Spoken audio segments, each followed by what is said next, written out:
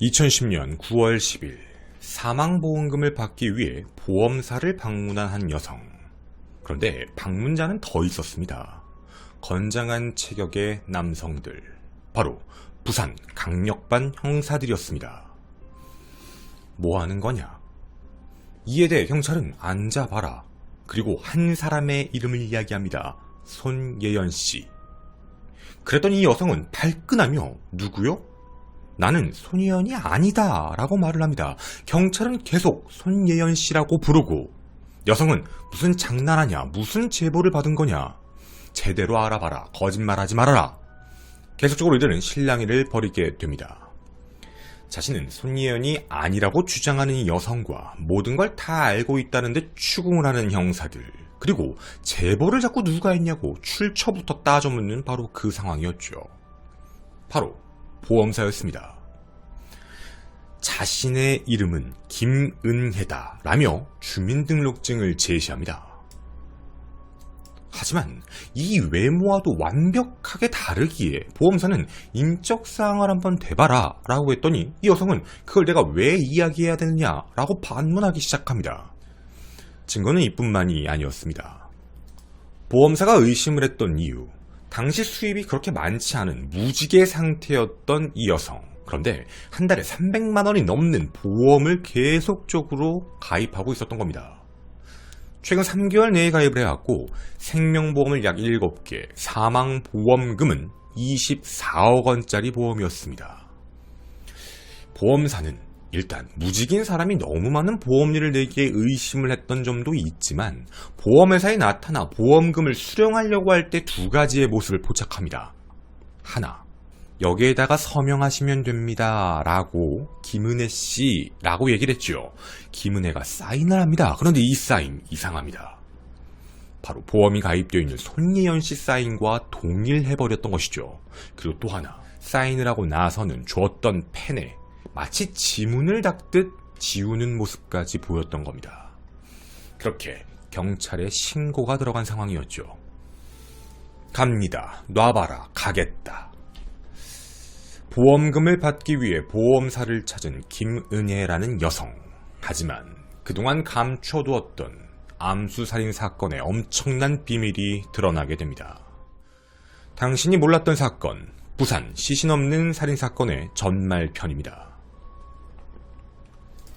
나이는 26, 이름 김은혜.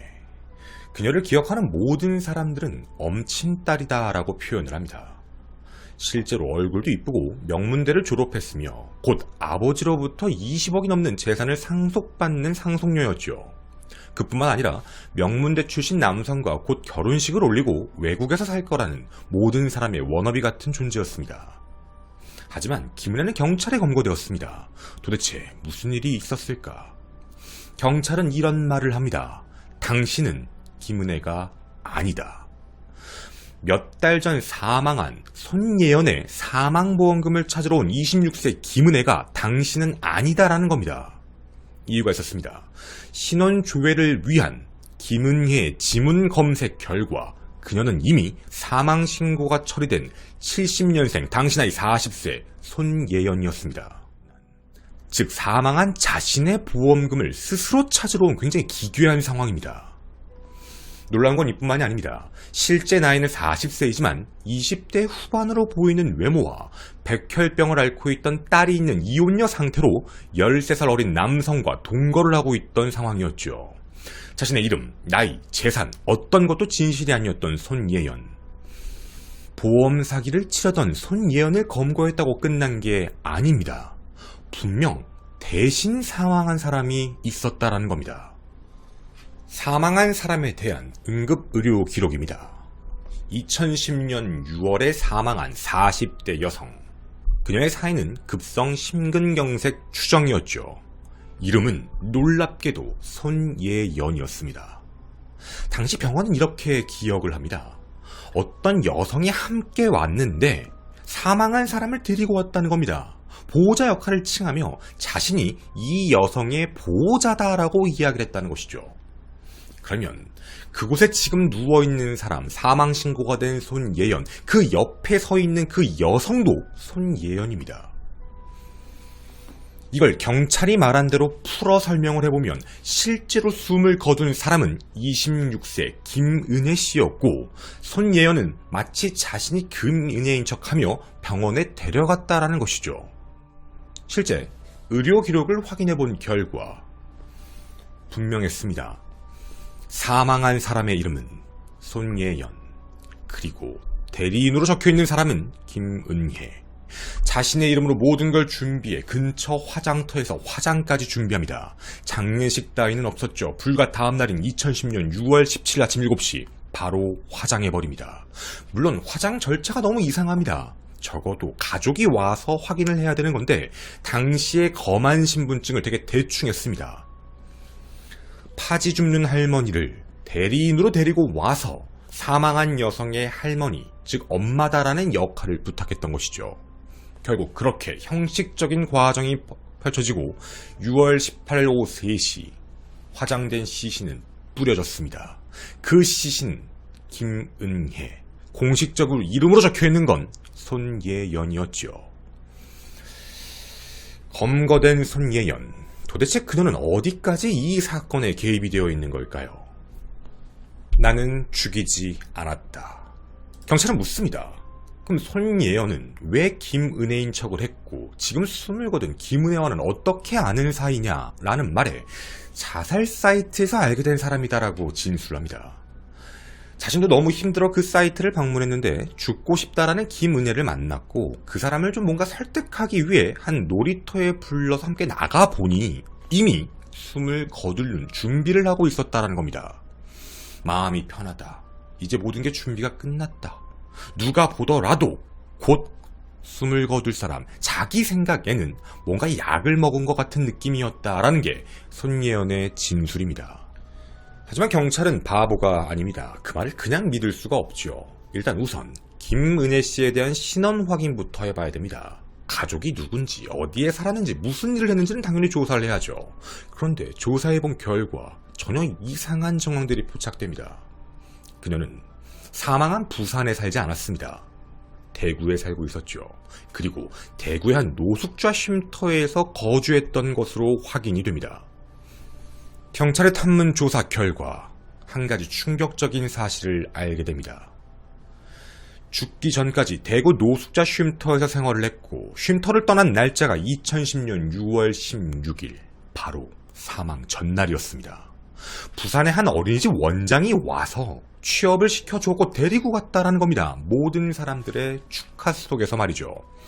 혹시 데리고 간 사람 얼굴이 이렇게 생겼느냐라고 손예연의 사진을 보여주자 모두가 이 사람이 맞다고 이야기를 합니다. 그럼 자살 사이트는 거짓말이었네요. 손예연은 자신이 부산에 있는 어린이집을 2개를 운영하는 원장이며 김은혜를 데리고 가서 취업을 시켜주겠다는 감언이설로 함께 부산으로 내려오게 됩니다. 그리고 이 내용이 드디어 밝혀지자 손예연은 자신의 진술을 번복하기 시작합니다. 사실은 함께 떠난 거 맞다. 6월 16일 저녁 7시 그쯤 부산에 도착했고 함께 맥주를 마셨는데 밤 11시 30분쯤 김은혜가 신세한탄을 하기 시작했고 다음 날인 17일 새벽 2시 반 2차 술자리가 벌어져 잠깐 자리를 비워왔다 왔더니 갑자기 극단적인 선택을 시도하는 모습이었다라고 이야기를 합니다. 함께 이동을 한 지 불과 하루도 채 지나지 않았습니다. 그런데 이렇게 숨을 거뒀다라는 내용이죠. 자, 여기까지 내용은 외부에 알려져 있는 내용입니다. 저희는 실제 손예연이 한 그 진술이 너무 궁금했습니다. 지금부터 손예연의 실제 진술을 전달해 드리도록 하겠습니다. 손예연의 말로는 우연히 한 목사가 운영하는 인터넷 다음 카페에 접속을 하게 됩니다. 그리고 그곳에서 자기가 도움을 한번 주고 싶다라고 얘기하고 실제 노숙자 쉼터를 방문해 김은혜를 소개받았다라고 이야기합니다. 그 이후 김은혜가 자꾸 자신한테 지속적으로 문자를 보냈고 이에 손예연은 김은혜가 이 집 쉼터에서 나오려면 자기가 꼭 데리고만 가야 된다라고 생각을 해 자기가 직접 운전을 해서 대구에가 부산으로 태우고 왔다라고 이야기합니다. 그리고 이런 말을 넣습니다. 김은혜는 이상하게 차에 타자마자 말도 없고 시무룩하고 어두운 표정을 짓고 있다가 문득 나에게 이런 질문을 했다고 합니다. 죽음에 대해 생각해 본 적이 있습니까? 라는 질문. 자기가 아무리 힘들게 일을 해서 돈을 벌더라도 실질적으로 가족들 뒷바라지 때문에 남는 것도 없고 자신의 자궁에 문제가 있어 여성으로서의 구실도 못한다는 등 만사가 귀찮아 살기 싫다는 얘기를 손예은에게 계속적으로 했다는 겁니다. 손예은은 김은혜를 계속 설득하며 잘 살 수 있다라고 이야기하고 그녀를 좀 더 설득하기 위해 함께 최초에는 광안리에 갔다가 이후 해운대에서 또 그리고 초읍방면으로 이동해 2차 술을 마셨다라고 진술합니다. 술을 마시던 도중 김은혜가 조금 더 술을 마시고 싶다라고 이야기를 하길래 술을 사러 갔다가 파는 데가 없어 다시 돌아왔더니 이런 말을 했다고 합니다. 김은혜 왈, 계획대로 되었다. 이제 마음이 편안하다. 이런 이상한 소리를 하다가 갑자기 가슴이 아프다라고 해 상태가 좋아 보이지 않아 자신의 차 뒷좌석에 태운 후 곧바로 병원 응급실로 향하였는데 처음에는 의식이 있어 서로 대화를 했지만 얼마 지나지 않아 의식이 사라졌다라고 이야기합니다. 병원에 도착해 의료진이 김은혜에 대해서 응급조치를 했지만 결국 사망하였고 별 다른 이상을 발견할 수 없어 사인도 급성 심근경색으로 추정된다고 진단했다라고 기억을 하고 있었습니다. 바로 이때가 중요합니다. 손예은은 응급실 간호사가 환자 접수를 해달라는 소리에 불현듯 순간적으로 김은혜의 죽음을 잘 이용하면 내가 평소에 가입했던 보험금을 지급받고 또 당시에 사기죄로 재판 중이던 여러 사건들을 해결할 수 있을 것 같다라는 그런 생각 때문에 당시 손예은의 이름으로 접수를 했고 그때부터 김은혜로 살았다라고 이야기를 했습니다. 그렇게 자신의 주장은 이러했습니다. 김은혜는 원래 건강 상태나 정신 상태가 좋지 않았고 우울증이 심했고 술을 많이 마셔 간이 굉장히 손상되어 있었으며 자신을 살해한 바 없고 분명 김은혜는 급성 간성혼수로 자연사했거나 우울증 내지 우울증 치료제의 부작용에 의한 극단적 선택이다. 자신은 죄가 없다라고 주장을 합니다. 지금까지 읽어드린 내용, 이게 바로 손예은의 진술입니다. 여러분은 어떻게 생각하시나요? 정말 손예은은 억울하게 살인으로 내몰린 걸까요? 여기서 제일 중요한 건 무죄는 아니라는 겁니다. 막상 자신이 도움을 주기 위해 데려왔던 김은혜 씨가 극단적인 선택을 했고 문득 자신의 처지를 비관하던 손예은은 보험금도 타고 사기죄에 대한 것도 면피할 수 있겠다라는 생각에 더 어린 나이에 김은혜의 삶을 살기로 마음을 먹었다라는 내용이죠. 물론 어디까지나 있는 손예은의 진술입니다. 어디까지 믿어야 할까요? 저는 지금부터 손예은 씨의 거짓말에 대해서 살펴보도록 하겠습니다. 여기에 포인트는 이게 중요한 겁니다. 우리가 손예은이 돼보자라는 거죠.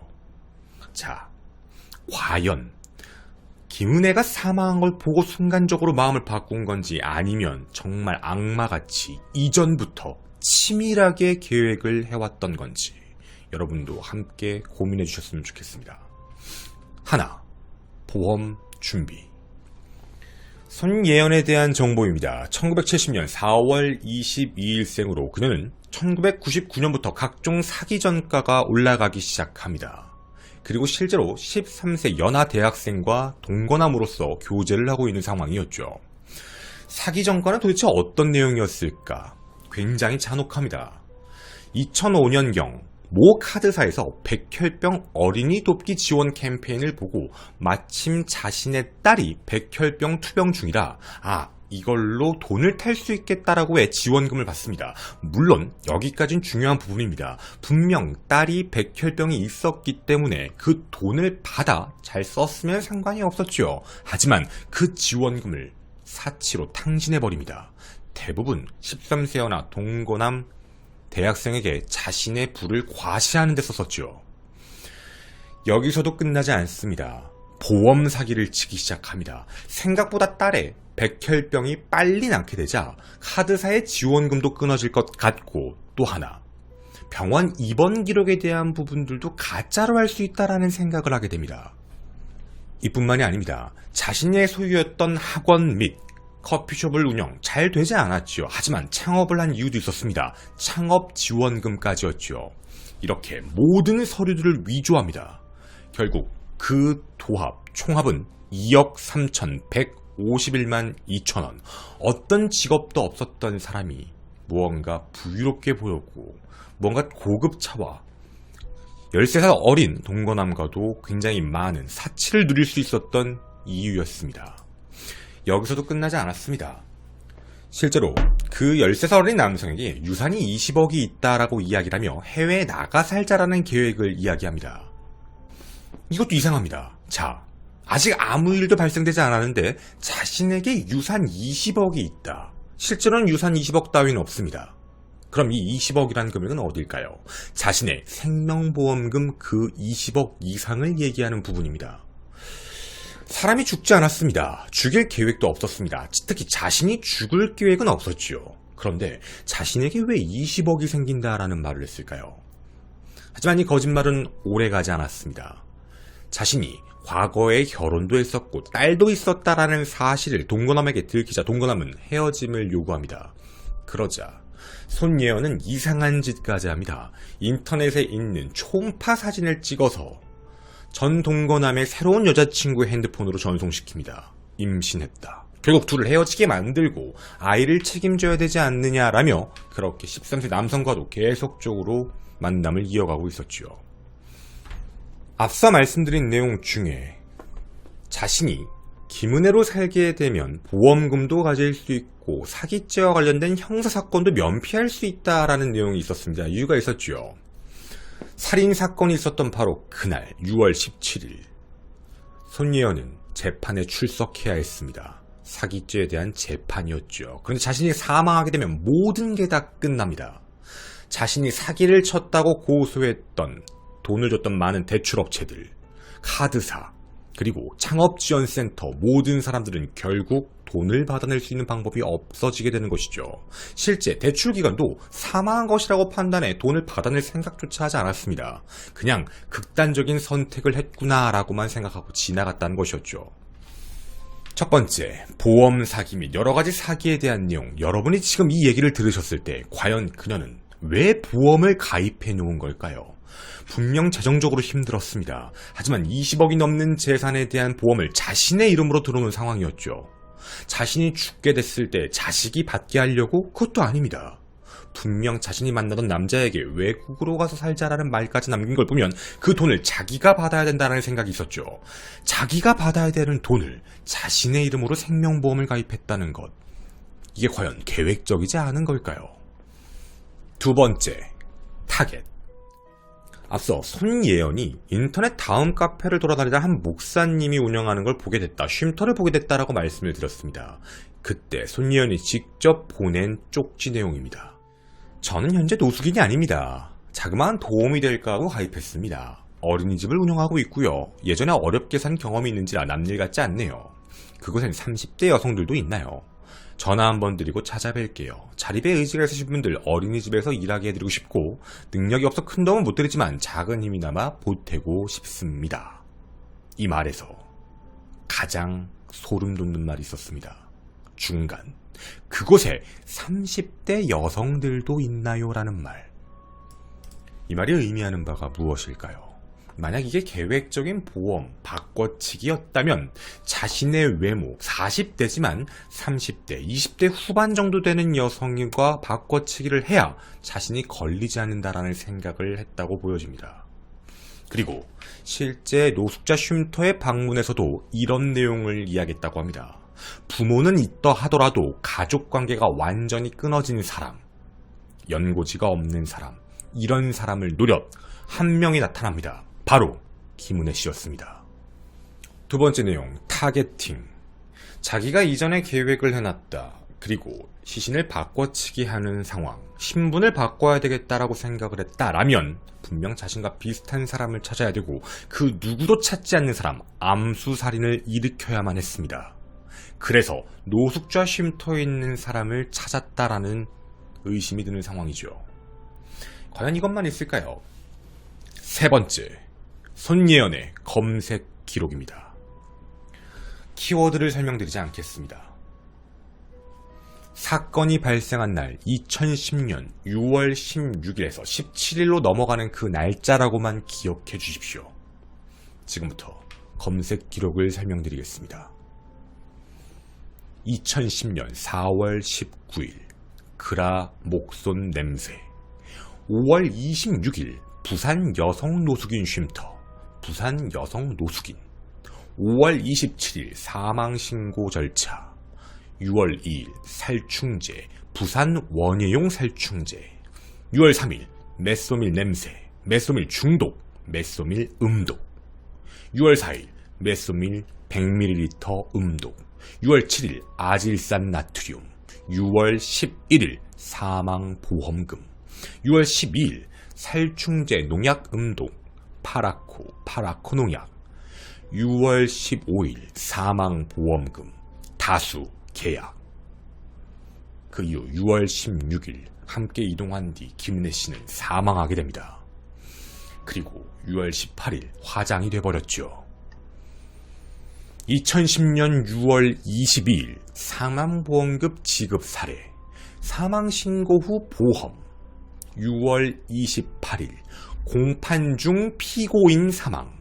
공판 중 피고인. 사망신고 후 제적 등본. 사망보험 사례. 공판 중 피고인 사망이란 말은 왜 검색했을까요? 재판 중 피고인이 사망했다. 손예연에 대한 이야기입니다. 김은혜로 살며 손예연의 사망과 관련된 걸 검색한 것이었죠. 7월 1일 사망신고 시 제적되는 기간. 사망신고로 호적 등본. 7월 1일 우편 사망신고. 사망신고 절차, 사망신고 방법, 사망보험금 지급 거절. 8월 4일 사망 후 보험 실효, 고액 사망보험금. 8월 5일 사망보험금 지급, 심근경색 추정, 사망보험금. 8월 18일 사망하면 지문 조회. 사망하면 지문. 자, 저는 사건 발생 전후 보험 가입에 대한 건 다 뺐습니다. 검색 기록에 대한 것만 설명을 드렸습니다. 어떠신가요? 이 내용이 보통 사람이 검색할 내용이라고 여러분은 이해가 되시나요? 실제로 손예연은 한 원예자재에다 전화를 해 메소밀 주문과 관련된 걸 확인한 바가 있다고 합니다. 그녀는 미래에 벌어질 일들을 미리 알고 있었던 걸까요? 아니면 단순하게 호기심 때문에 검색을 해본 걸까요? 그렇다고 치기엔 너무나도 직접적이고 구체적이었습니다. 6월 16일, 17일 딱 기점으로 그 전은 손예연으로, 그 이유는 김은혜로 사는 사람의 말들이었거든요. 6월 16일 전 손예연으로서 저지를 범죄 행위에 대한 과정들. 6월 16일 이후 김은혜로서 보험금을 받을 수 있는 방법들. 이런 식이었습니다. 네 번째, 끝나지 않은 사기 행각. 사실 세상에 잘 알려지지 않은 손예연의 또 다른 사기 행각입니다. 분명 6월 16일을 기점으로 김은혜는 사망했습니다. 하지만 함께 노숙자 쉼터에 있었던 보호자들은 어떻게 사는지, 사망했는지 알 방법이 없었죠. 해서 전화를 해 안부를 묻게 됩니다. 피해자 민모 씨의 이야기입니다. 걱정이 돼서 잘 살고 있는지 궁금해서 전화를 했는데 그 전화를 받은 사람은 손예연이었다. 손예연은 이미 죽었는데요. 근데 손예연은 이런 말을 했다고 합니다. 거기 안 갔나? 다시 안 돌아갔나? 그년 거기 갈 수 없지. 월급 130만원과 내가 마련해준 70만원짜리 핸드폰, 어린이집 공금 500만원을 가지고 튀었어. 직원이 7명이나 있는데 그거 손댈 사람은 걔밖에 없어. 당황했습니다. 자신들이 잘 알았던 김은혜 씨가 실제로 취업에 가서 돈을 훔쳐서 도망쳤고 다시 돌아오지 않았다는 말. 너무나 당황스러운 상황이었죠. 손예연은 고소를 하겠다며 노발대발하기 시작합니다. 결국 합의에 대한 의사를 펼치자 7월 17일 700만원이 아니었네. 800만원이야. 운전면허 시험 때문에 100만원을 더 줬어 라고 이야기하며 800만원이라고 금액을 더 올립니다. 결국 손해배상 명목으로 200만원을 편취했죠. 이때가 7월 17일. 이미 숨을 거둔 지 한 달이 지난 상황입니다. 세상에 손예연은 없습니다. 하지만 손예연이 살아서 그 이야기를 또 하고 있는 상황이었죠. 너무나 고의적인 행동입니다. 손예연, 재판은 어떻게 되었을까요? 1심 재판부 유죄 인정합니다. 그런데 2심 재판부는 1심 판결을 완전히 뒤집어 버립니다. 살인, 무죄, 나머지 조작 혐의에 대해서 징역 5년을 선고하는 파격적인 선고를 펼칩니다. 놀라지 마십시오. 앞서 나왔던 이 모든 상황들을 놓고 보다 하더라도 살인을 인정할 수 없다는 게 항소심 재판부의 판단이었습니다. 이유가 있었습니다. 제가 항소심 재판부의 의견을 함부로 만들 수가 없어서 실제로 적힌 내용을 그대로 말씀드리겠습니다. 우선 피해자 김은혜가 사망한 시기에 대해선 1심 재판부와 동일하게 판단합니다. 이미 응급실을 도착하기 전에 사망한 게 맞다라는 것이죠. 그러면 손예원의 진술은 틀렸습니다. 대화를 하면서 왔다. 말도 안 되는 소린 거죠. 이미 숨을 거둔 사람이었습니다. 그런데 이런 이야기를 합니다. 무죄인 이유 첫 번째, 김은혜가 돌연사했을 가능성이 있다. 그 이유는 이랬습니다.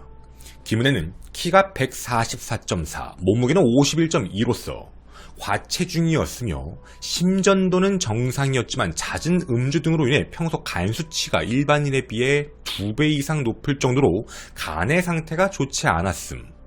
자궁의 미성수로 인한 월경이 없어 여성 호르몬제를 복용하던 사실, 불우한 가정환경 및 남자친구와의 갈등 관계 등으로 인하여 우울증을 앓고 있었고 여러 차례 병원 진료를 받았으며 여러 종류의 치료약을 복용했던 사실, 대구 여성 노숙자 쉼터에서도 생활할 때 평소 흡연하였던 사실 등을 인정할 수 있는 바, 위 사실을 종합해보면 건강과 심리 상태는 평균 혹은 그 이하의 것으로 보인다. 비록 가능성은 크지 않지만 분명 이 사건 직전의 음주 등으로 인하여 급성 간성 혼수나 심근경색 등의 원인으로 돌연사했을 개연성이 전혀 없다고 단정하기도 어렵다.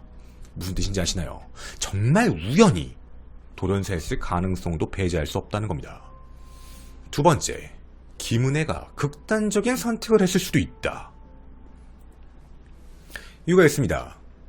손예원의 배려로 부산의 어린이집에 취업을 하게 된다면서 들뜨고 설레던 심리상태에 있던 건 인정되지만 과거 김은혜는 부모님의 다툼 등 남동생의 품행 문제로 인해 어쩔 수 없이 쉼터에 입소했던 사실, 평소 술, 담배 문제로 남자친구와 다툼을 벌이거나 여러 차례 헤어진 적도 있는 사실, 직장 생활에 제대로 정하지 못하는 등 사회적, 경제적 어려움과 인간관계의 고통을 겪고 있었던 사실, 여성으로서 월경이 없고 미성숙 등으로 인하여 여성 호르몬제를 복용해야만 하고 아기를 가질 수 없었던 상태였던 사실, 사건 당시 남자친구와의 이별이나 가족관계에서 어려움 등으로 인해 우울증을 앓고 있었고 수면 중 가위를 늘리는 일도 잦았던 사실도 인정할 수 있는 바, 이런 사실을 종합하면 미약하지만 우발적, 충동적으로 약물 등을 이용해 극단적인 선택을 했을 가능성도 배제하기 어렵다. 재판부한테 묻고 싶은 게 있습니다. 그럼 극단적 선택에 대한 도구는 무엇이었을까요? 실제로 김은혜의 핸드폰 검색 기록을 보면 그런 게 없습니다. 도리어 차를 타고 부산으로 이동하던 도중에 쉼터에 있는 관계자들에게 감사합니다. 열심히 배우고 노력해서 더 베푸는 사람이 되겠습니다라는 기대 심리를 보였던 사람입니다. 어떠한 이상한 것도 검색한 적이 없었죠. 그런데 어떻게 극단적인 선택을 할 수 있다는 걸까요? 그런 가능성만 있다고 얘기를 하지 그 증거들을 재판부는 제시하지 않았습니다. 이런 내용을 정리해보면 항소심 재판부가 살인을 인정하지 않았던 이유, 분명 타살의 가능성은 높아 보이지만 시신이 없는 상태라 사망 원인을 알 수 없다. 사망 당시의 내용을 모르기 때문에 자연사, 극단적 선택에 대한 부분이 해소가 되지 않는다. 바로 이 이유였습니다. 단 한 사람이라도 억울한 사람이 생기면 안 되기 때문에 간접 증거만으로 유죄 판결을 할 때는 엄격한 증거 재판을 해야 한다라는 게 항소심 재판부의 입장이었죠. 이게 정말 말이 되는 내용이었을까요? 일단 항소심 재판부도 인정한 대로 병원에 도착했을 당시에는 숨을 거둔 상태였습니다. 그러면 그 전에 숨을 거뒀다라는 부분인 건데 한 가지 문제점이 있죠. 극단적인 선택에 대한 문제. 이미 부산을 갈 때 김은혜 씨는 이런 말을 했다고 합니다.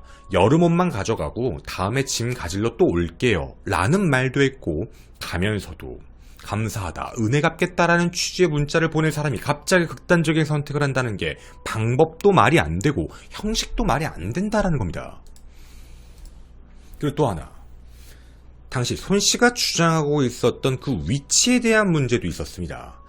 그 사람의 주장에 따르면 부산의 모 아파트 6동 옆 소공원 벤치에서 이런 일이 발생했다라고 하는데 데려간 병원이 이상합니다. 실제로 자신의 딸 때문에 백혈병으로 자주 다녔던 병원이 근처에 있는 걸 알면서도 조금 더 먼 병원으로 이동했습니다. 왜 그런지는 알 수 없죠. 물론 또 하나의 문제점들이 있습니다. 항소심 재판부가 이야기한 것은 사망만 놓고 봤던 그 방법만 이야기를 하고 있지요. 하지만 그 전의 상황들, 그럼 궁금합니다. 항소심 재판부의 판결대로라면 정말 우연히 손 씨는 자신의 이름으로 보험금을 미친 듯이 가입해 300만 원이 넘는 걸 내고 있었고 우연히 쉼터에 대한 내용들을 검색했고 우연히 자신의 신원까지 감춰가며 30대 여성을 찾는다는 그 메시지를 대구 쉼터에 보냈고 그렇게 어떤 사람과도 연관성이 없는 김은혜 씨를 픽업해 실제로는 있지도 않은 어린이집 쪽으로 데리고 왔다라는 것. 그리고 자신은 취업시킬 능력이 없습니다. 하필 그 당일날 피해자가 사망을 했죠. 어떤 방식으로 사망했는지 그 누구도 알 수 없습니다. 시신이 없기 때문이죠. 하지만 우린 정황상 한 가지 알 수 있습니다. 마지막에 데려갔고 마지막까지 같이 있었고 병원으로 데려온 것도 손 씨입니다. 그럼 그 사이에 이 범행을 저지를 수 있는 건 당연히 세 가지의 가능성. 손 씨가 죽였거나 병사거나 혹은 극단적인 선택이거나. 하지만 나머지에 대한 증거들은 하나도 없습니다. 그냥 그럴 가능성을 배제할 수 없다라는 그냥 재판부의 판단일 뿐이죠. 그럼 이런 상황이 됩니다. 모든 우연성이죠. 손 씨가 왜 김은혜 씨를 데리고 왔는지는 모르겠지만 취업도 못 시켜주는 상황에서, 근데 하필 그 상황에서 김 씨가 자연사 혹은 극단적인 선택을 해버립니다. 그리고 때마침 이 사람으로 살게 되면 나는 돈도 얻을 수 있고 형사건도 피할 수 있겠구나라고 생각을 해 행동을 저질렀다고 얘기하는 것. 이거 너무 가해자 입장으로만 생각하시는 게 아닐까라는 겁니다. 주변 모든 것들을 다 무시해버리고 말이죠. 물론 이 내용은 SBS 그것이 알고 싶다 방송이 보도가 됩니다. 난리가 났습니다. 결국 대법원은 이런 판결을 내립니다. 유죄 취지의 파기환송, 다시 검토하라는 겁니다. 지금 이 내용은 사인만 놓고 본 것일 뿐 나머지 주변의 정황들을 정확히 판단하지 않았다는 것이죠. 결국 고등법원으로 다시 넘어와 재판을 받게 됩니다. 형량, 무기징역. 최종 무기징역형을 선고받고 지금도 교도소에 있습니다. 같은 사건의 다른 관점, 무기징역과 징역 5년. 시신 없는 살인사건에 대해 증거가 정확하지 않다라는 사실에 대해 얼마나 관대하게 바라보던 재판부가 있었는지 어쩌면 그게 우리가 불신하는 이유가 아닐까요? 저는 당신이 몰랐던 사건의 김원이었습니다. 감사합니다. 이 사건에서 진짜 무서운 걸 이제 말씀을 좀 드려볼게요. 손 씨가 되어보면 되게 소름 돋아요. 손 씨가 되어보면은 범죄의 진화예요. 사기를 쳐봐요. 그러니까 이걸 잘 알아두셔야 돼요. 이걸 뒷이야기 일부러 든 건데 처음에는 사기를 쳐요. 그리고 생활을 계속하면서 돈을 좀 쉽게 벌 수 있는 방법들을 찾게 돼요. 그러다가 한 가지 알게 돼요. 딸이 아파요. 병원 입원 기록을 조작하면 이게 돈이 나온다는 걸 알아요. 하죠. 되네? 이거 조작하는 게 쉽구나. 확인 잘 안 하는구나. 이게 지금 얘 머릿속에 처음에 깔렸던 거죠. 그 뒤에 어디까지 진화가 되냐면 대학 졸업증 다 위조, 과 위조, 그리고 얘가 지금 처음에 뭐 학원 차렸다 아니면 커피숍 차렸다 이거잖아. 창업지원금을 받을 때도 다 거짓말로 해요. 다 따로 만들어요. 가짜 서류를 만들어요. 임차 이런 거, 임대 이거 다 거짓이었어요. 다 뻥을 친 거예요. 서류를 제대로 확인 안 한다는 걸 알고 있던 거예요. 자, 범죄가 점점 간이 배 밖으로 나오기 시작하죠. 진화하기 시작한 거예요. 쭉. 이제 그러다가 돈을 안 갚으니까 그쪽에서 이제 확인하려고 나오잖아. 왔더니 사업장이 없어. 뭐야 이거. 가짜인 거야. 너 이거 사기야 하고 고소가 들어간 거야. 근데 이제 이 여자는 끄트머리까지 몰렸어. 근데 이 여자가 잘하는 게 뭐지? 조작하는 거야. 그 이 여자가 이 현실을 벗어날 수 있는 방법은 단 한 가지밖에 없는 거야. 자기가 사라져야 되는 거야. 근데 죽기는 싫은 거야. 그럼 어떻게 하면 되지? 세상은 단순해. 모든 사람들이 잘 속아. 그냥 그럴듯한 문서만 넘기면. 머릿속에 생각을 하기 시작한 거예요. 그러면 나 대신 누가 죽으면 바꿔치기를 할 수 있지 않을까? 진짜 무서운 생각이에요, 이거. 그럼 머리가 확 돌아간 거지. 자신의 신원도 자신의 모든 것들이 바뀔 수 있다. 신원도 바뀌고 법적인 것도 다 끝나고 빚도 다 끝나. 자긴 죽지 않아. 그래서 머릿속에 들기 시작한 생각, 생명보험을 들자. 어차피 문제가 없으니까. 어떻게 들었는 줄 아세요? 자기 이름으로 피보험자 가입, 손예연. 그리고 수령자를 엄마로 해놔요. 딸로 안 해요. 무섭죠? 엄마로 해놔요. 엄마로 해놓고 그 다음에 보험 가입을 시작해요. 쭉. 그냥 그 돈 자기가 타다 써야 되니까. 근데 쭉 보험 가입을 해놔요. 그렇게 해놓은 상태에서 이제 점점점 보험이 이제 세지죠. 타겟팅을 찾기 시작해요. 처음에 부산 노숙자 쉼터를 검색했다고 했잖아. 얘가 부산에 있었거든. 가까운 데서 찾으려고 했던 거야. 근데 부산이 좀 여의치가 않았던 거예요. 그런 자기가 원하는 타겟팅이 없었어요.